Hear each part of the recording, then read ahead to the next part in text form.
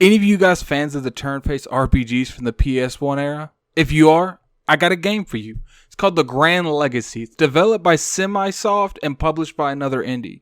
Keep in mind, I'm a huge fan of Final Fantasy, huge fan, and I'm extremely biased when it comes to these types of games. So without any more delay, this is my review on Legrand Legacy Tale of the Fate Bounds.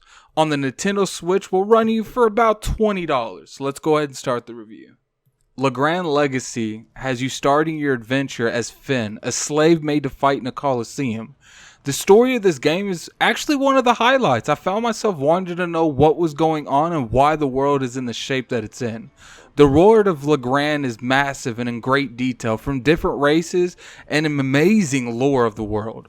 The relationships between the characters are on point, and as well as I enjoyed hearing the jokes Cal made and knowing that Iria is going to set him straight, all the characters have their own motives for why they're on this quest with you, and discovering all of them was a good time.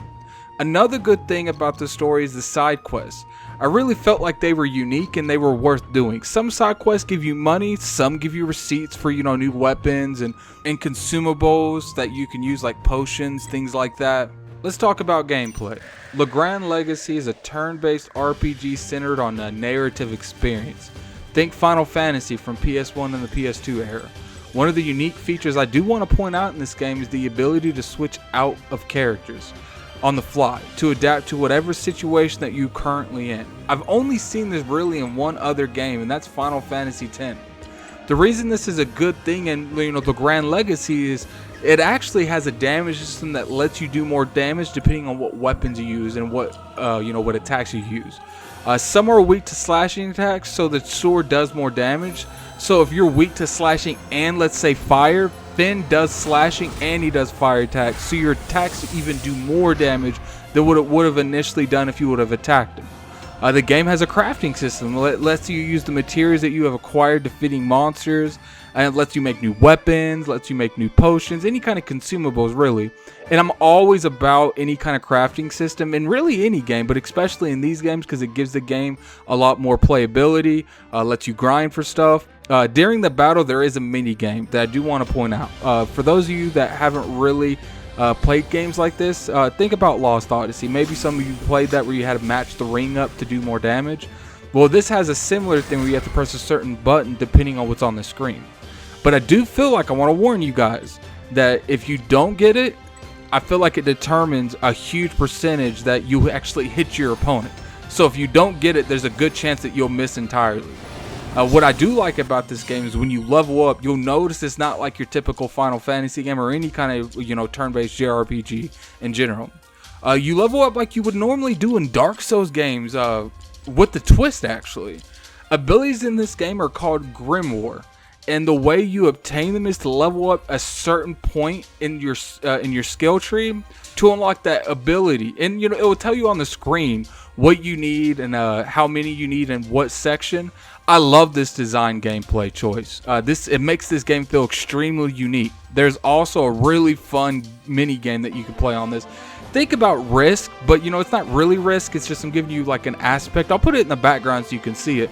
But this game was actually really fun too, and you do play it a couple times. So I always say when you enjoy the mini games, you got a winner. Now onto the things that Semisoft can do to improve, any kind of sequel or anything related to, whatever their work is from here going out. The artwork on this game is amazing, but sometimes I do feel like the res on the pictures and the landscapes in general can be a little bit low at times, and sometimes when the characters are talking, they're actually really blurry. You can tell who they are, but you can't really tell any kind of detail on who is on their face. In most based RPGs, especially turn-based, you have random encounters. Not in this game. The enemies actually appear on the map and they kind of look like Ghastlies from Pokemon. All of them do. There's not anything that looks anything different. I think this is a design choice to save money, and I totally understand that. I think just going with random encounters maybe have been a better idea. But at the end of the day, I'm not a developer, and I don't even know if that would be hard to put random encounters in a game, so maybe it was better for them to go with this direction. I hope next time, have a couple different kinds of avatars on the screen to indicate there's an enemy there, or just try to do random encounters in general. This game also had a weight system in it for some reason, which I'm not entirely sure why it was there. It was never really unnecessary, or, you know, it didn't really affect anything. Well, the one thing that it did affect is I didn't know that there was a weight system. So when I went over the weight system, I'm walking and I'm thinking the game's glitched, but it was really, there was a weight system in place, and they didn't really go into that too much. So I felt like the weight system was unnecessary and they could have done without it entirely. I did have a few bugs. I had a couple times where the black screen popped up and everything loaded, but the actual game didn't load. And I thought that was kind of weird. That only happened one time. There is a problem in the game before the day one patch. Now, I have been told that this is fixed, where when you fight a boss, it auto-saves right after you lose to the boss. So what happened is when you load the autosave back up because you lost to him, the boss isn't there. The problem with that is this script won't continue. So if you die once, you reload the save, the boss is not there in the room, and there's no way to bring him back, and you pretty much have to start the game over to even continue where you are. This happened to me one time, so then I just go ahead and stuck with manual saves the rest of the game. I've been told this has been patched along with some other issues. I do want to point out that none of these game bugs ruined the experience, and was, you know, they were far in between. So in conclusion, this game was amazing, and I enjoyed every second of the story. Games like this don't come around often. I could not put the controller down. From the interesting and well-told story unfolding before my eyes, to the amazing audio, to the screen backing out when I went to do something and I didn't move a whole lot. You know, I put a lot of notes down when I review these kind of games. So what would happen is I would write the notes down on my computer, and what happens when you don't really touch your the controller or anything like that, when you idle, it actually backs the screen up and it lets you see the entire area that you're at. So, you know, when it backs up the whole screen, I hear the music going on. It was really immersive, and I really enjoyed that.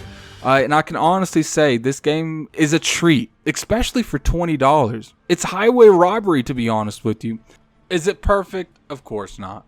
But the bad resolution moments and the minor glitches did not make me at any point whatsoever want to put that controller down.